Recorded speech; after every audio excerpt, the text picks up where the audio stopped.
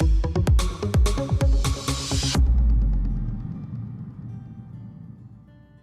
Guys, welcome to CSS tutorial for beginner in Hindi series.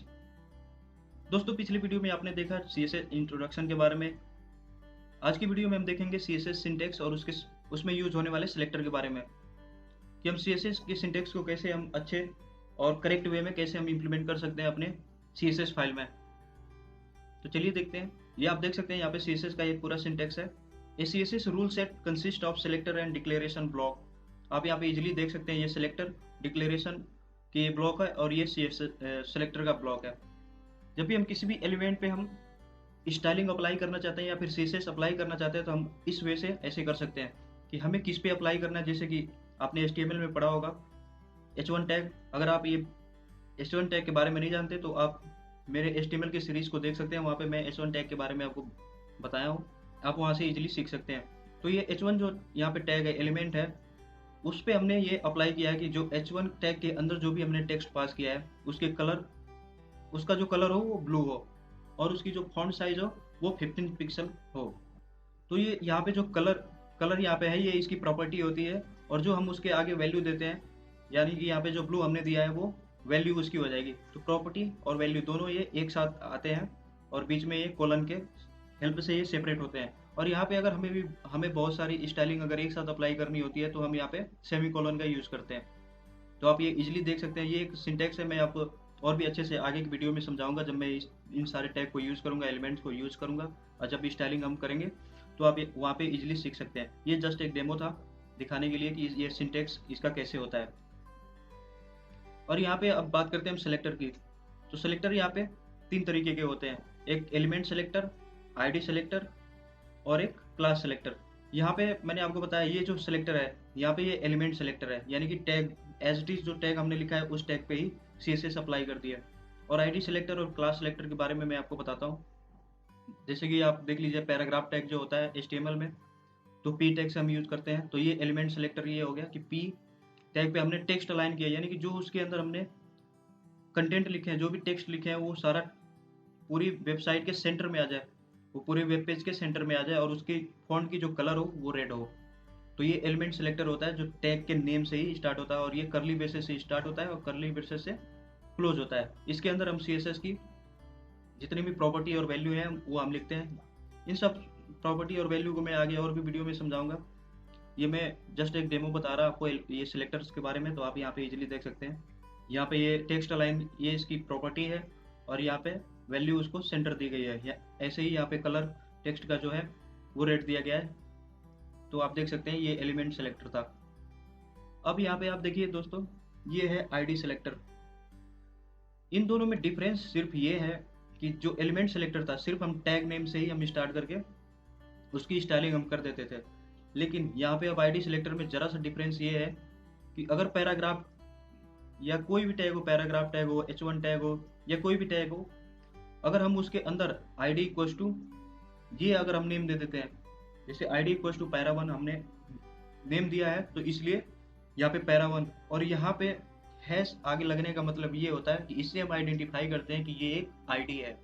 तो आप इस चीज़ को ध्यान रखें कि जहाँ पे भी स्टाइलिंग में ये नेम के आगे अगर हैश लगा हुआ है तो आप ये इजीली आइडेंटिफाई कर सकते हैं कि ये एक ID है। और बाकी स्टाइलिंग इसके अंदर एज इट इज जैसे पहले एलिमेंट सिलेक्टर में था वैसे ही यहाँ पे ID सिलेक्टर में भी होगा।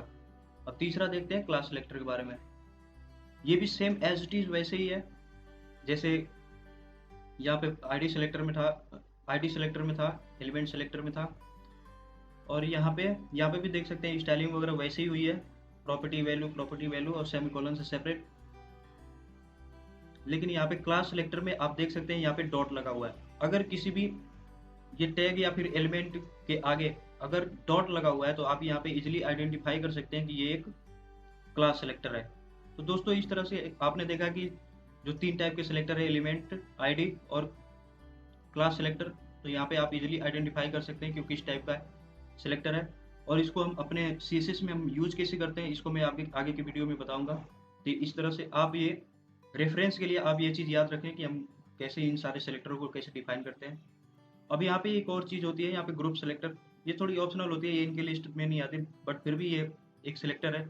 ग्रुप सेलेक्टर का मतलब क्या होता है कि जैसे कि अगर हमारे पास बहुत सारे एलिमेंट है, H1 है, H2 है या पैराग्राफ है, अगर उन पे सेम स्टाइलिंग करनी हो, जैसे कि उसके अंदर की जितने भी टेक्स्ट हो सबको रेड कलर से ही करना है, और जितने भी टेक्स्ट हो उनको अगर सेंटर में वेब पेज के करना है, तो ये तीनों अगर सेम प्रॉपर्टी को शेयर करते हैं, जैसे कि तीनों चाहते हैं कि मेरे अंदर जो टेक्स्ट पास हुआ है वो सारा रेड कलर का हो और हमारा जो टेक्स्ट अलाइन हो वो सेंटर में हो, तो तीनों को अलग अलग लिखने के बजाय हम ऐसे तीनों को एक साथ, तीनों सेलेक्टर्स को एक साथ हम लिख के ऐसे कर सकते हैं। ये CSS में अलाउड है, आप यहाँ पे इजीली देख सकते हैं। और इनके बीच में ये कॉमा आप लगाना ना बोले, बाकी सारी वो इन्फॉर्मेशन वैसी ही है जैसे बाकी सारे सिलेक्टर में थी। मैं इन तीनों सिलेक्टरों का डेमो आपको एक दिखा देता हूँ कि कैसे हम इसको यूज़ कर सकते हैं। इसका प्रैक्टिकल हम करते हैं इसका, कि हम कैसे इन तीनों सिलेक्टरों को हम कैसे यूज़ करते हैं। तो चलिए देखते हैं। नोटपैड प्लस प्लस पे हम करते हैं इसको। जो HTML के बेसिक टैग है आप यहाँ पे लिख लीजिए।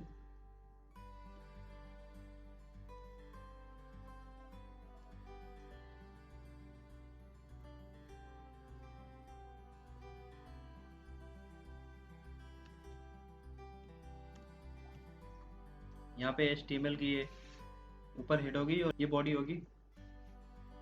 अब यहाँ पे हम कोई पैराग्राफ टैग ले लेते हैं, जस्ट ये सिंपल समझाने के लिए। इसको मैं ऐसे ही रहने देता हूँ, यहाँ पे क्लियर दिखे। जिससे मैं यहाँ पे लिख देता हूँ दिस इज पैराग्राफ 1। इसको सेव कर लेते हैं।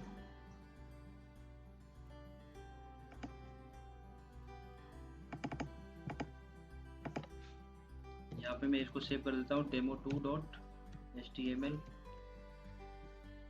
इसको हम अगर ऐसे रन करके देखें तो ये इजीली देख लीजिए, ये ऐसे आता है जिसमें ना कोई स्टाइलिंग है ना कुछ है। अगर अब हम इसमें स्टाइलिंग करने जाएं सिलेक्टर के थ्रू, तो देखिए हम कैसे करते हैं। ये हेड टैग के अंदर हम यहाँ पे स्टाइल टैग लगाते हैं अगर हमें कोई CSS अप्लाई करना है इंटरनली। मैं आपको आगे भी बताऊंगा कि CSS अप्लाई किस किस तरीक़ों से कर सकते हैं, इंटरनल, एक्सटर्नल या फिर इनलाइन। ऐसे मैं आपको जस्ट एक डेमो के लिए बता देता हूँ कि यहाँ पे अगर हम किसी टैग के अंदर स्टाइलिंग करें तो वो इनलाइन होती है। अगर हमें यहाँ पे हेड के अंदर करें स्टाइलिंग, स्टाइल टैग के अंदर, तो वो होती है इंटरनल स्टाइलिंग। और हम अगर एक्सटर्नल एक स्टाइल शीट बना लें और फिर उसको यहाँ पे लिंक करें तो वो होती है एक्सटर्नल स्टाइल शीट। अगर आपको ये समझ में नहीं आया तो कोई बात नहीं, मैं आपको इसके लिए एक अलग से वीडियो बनाऊंगा, आप वहाँ पे इजीली सीख सकते हैं। तो यहाँ पे एक स्टाइल टैग। अब जैसा कि मैंने आपको बताया था कि जैसे मैंने आपको यहाँ पे बताया था कि एलिमेंट सेलेक्टर देखिए कैसे काम करता है। जैसे कि ये पैराग्राफ टैग है, पैराग्राफ टैग के ऊपर ही ये स्टाइलिंग अगर करनी हो तो डायरेक्ट हम उस पैराग्राफ टैग यानी कि P टैग को हम लिख के उसकी स्टाइलिंग कर सकते हैं। ये स्टाइलिंग में ये सिर्फ एलिमेंट सेलेक्टर में ऐसा होता है। तो चलिए देखते हैं इसको हम कैसे कर सकते हैं। यहाँ पे P एलिमेंट यहाँ पे टाइप करिए। अब यहाँ पे मैं जैसे इसका कलर चेंज करना चाहता हूँ, टेक्स्ट कलर मैं कर देता हूँ रेड, और यहाँ पे टेक्स्ट की साइज को हम यहाँ पे इंक्रीज कर देते हैं। इसकी बाय डिफ़ॉल्ट साइज से ये थोड़ी सी बड़ी होगी, जैसे कि मैं इसको कर देता हूँ 15 पिक्सल। इसको सेव करते हैं और देखते हैं इसकी आउटपुट देखते हैं हम। ये देखिए यहाँ पे इसका कलर चेंज हो गया। यहाँ पे मैं इसकी साइज को और बढ़ा देता हूँ। ये आप देख सकते हैं यहाँ पे इजीली ये इसकी साइज यहाँ पे इंक्रीज हो गई। तो ये था एलिमेंट सेलेक्टर, ये था एलिमेंट सेलेक्टर। अब हम देखते हैं कि जो हमारा ID सेलेक्टर था वो कैसे वर्क करता है। जैसे कि हमारा जो ID सेलेक्टर था, इसके एग्जाम्पल को हम देखते हैं कि कैसे हम ID सेलेक्टर हम किसी में अपने CSS में कैसे हम यूज़ कर सकते हैं। तो चलिए देखते हैं। मैं यहाँ पे और पैराग्राफ टैग ही ले लेता हूँ, इसको करते हैं पैराग्राफ 2। इसको सेव करते हैं और यहाँ पे अब दोस्तों हमने देखा था ID में एलिमेंट नेम के आगे हैश टैग लगा होता, तो यहाँ पे हमें ID यहाँ पे लिखना पड़ेगा। अगर हमें सिर्फ यहाँ पे इस पैराग्राफ के ऊपर हमें स्टाइलिंग अप्लाई करनी है तो हम इस पैराग्राफ के स्टार्टिंग टैग में हम यहाँ पे ID डिक्लेयर करेंगे। ID का हम यहाँ पे नेम देंगे, कुछ भी आप नेम दे सकते हैं, अपना भी नाम दे सकते हैं या जो भी आप नेम चाहें वहाँ पे दे सकते हैं। अब ये स्टाइलिंग यहाँ पे होगी तो इस ID सेलेक्टर को हम यूज़ करके सिर्फ उस पैराग्राफ टैग पे, इस पैराग्राफ टैग पे हम स्टाइलिंग कर सकते हैं। तो देखिए हम इसको कैसे करते हैं। यहाँ पे हैश, फिर पैरा 1 और यहाँ पे हम कर देते हैं बैकग्राउंड कलर येलो। ऐसे आप बहुत सारी यहाँ पे प्रॉपर्टी वैल्यू लिख सकते हैं। फिलहाल मैं अभी एक ही रखता हूँ यहाँ पे। इसको रन करके देखते हैं। ये देखिए दूसरी पैराग्राफ है जिस पे स्टाइलिंग हुई है। ये एक आईडी सिलेक्टर के थ्रू हमने ये पैराग्राफ की स्टाइलिंग कर ली। अब हम देखते हैं कि जो क्लास सिलेक्टर था, ये यहाँ पे जो डॉट लगा हुआ है, इससे हम आइडेंटिफाई कर सकते हैं कि ये क्लास सिलेक्टर है। इसको हम यूज़ करके कैसे हम अपने किसी एलिमेंट पे या फिर किसी टैग पे कैसे हम CSS अप्लाई करते हैं क्लास सिलेक्टर के थ्रू। जो हम क्लास डिक्लेयर करते हैं उसके नेम के आगे डॉट लगाते हैं तो वो क्लास सिलेक्टर हो जाता है। चलिए इसका एग्जाम्पल देखते हैं। मैं यहाँ पे एक और पैराग्राफ टैग ले लेता हूँ। आप ऐसे कोई भी यहाँ पे टैग ले सकते हैं। H1 टैग हो, पैराग्राफ हो, प्री टैग हो या डीप टैग हो, स्पैन टैग हो, कोई भी टैग हो, आप वहाँ पे ये चीज़ अप्लाई कर सकते हैं। डायरेक्ट आप यहाँ पे कर सकते हैं। अब यहाँ पे मैं लिख देता हूँ दिस इज पैराग्राफ 3। अब इसके अंदर क्लास सिलेक्टर है इसलिए हमें यहाँ पे क्लास लिखना पड़ेगा इक्वल्स टू, यहाँ पे डबल इन्वर्टेड कामा के अंदर अब हमें यहाँ पे भी नाम देना होगा। इसको यूनिकली आइडेंटिफाई करने के लिए हमें यहाँ पे नाम देना होगा। तो यहाँ पे हम दे देते हैं पैरा क्लास। कोई भी आप नेम दे सकते हैं, लेकिन आपको ध्यान ये रखना है कि यहाँ पे जो जैसे भी आपने यहाँ पे स्पेलिंग लिखी है एज इट इज़, यहाँ पे जब हम CSS अप्लाई करेंगे तो बिल्कुल एज इट इज़ वैसी होनी चाहिए। अगर ज़रा से भी उसमें मिस्टेक हुआ तो वो वर्क नहीं करेगा। अब यहाँ पे हमें क्लास सेलेक्टर लगाना है तो इसलिए डॉट लगाएंगे हम। फिर उसके बाद से क्लास का नेम जो है पैरा क्लास आप यहाँ पे यूज़ करके फिर हम इसकी स्टाइलिंग करते हैं। यहाँ पे हम कलर दे देते हैं, ग्रीन कलर दे देते हैं टेक्स्ट को। अब इसकी आउटपुट को चेक करते हैं हम। ये देखिए तीसरा पैराग्राफ आ गया। ये क्लास सेलेक्टर के थ्रू हुआ और ये आईडी सेलेक्टर और ये एलिमेंट सेलेक्टर। तो दोस्तों आपने इस तरीके से देखा कि हम कैसे क्लास सेलेक्टर, आईडी सेलेक्टर और एलिमेंट सेलेक्टर की यूज से हम कैसे CSS अप्लाई कर सकते हैं अपने किसी भी टैग पे या अपने वेब पेज पे। तो दोस्तों अब हम देख लेते हैं ग्रुप सेलेक्टर का एग्जांपल। यहाँ पे हम 2-3 एलिमेंट एक साथ हम यूज कर सकते हैं, 2-3 टैगों को एक साथ हम स्टाइलिंग प्रोवाइड कर सकते हैं CSS के थ्रू। तो चलिए हम देखते हैं ग्रुप सेलेक्टर का एग्जांपल। यहाँ पे जो मैंने 3 टैग यहाँ पे लिए हैं इसको मैं यहाँ पे रिमूव कर देता हूँ ग्रुप सेलेक्टर को जस्ट समझाने के लिए।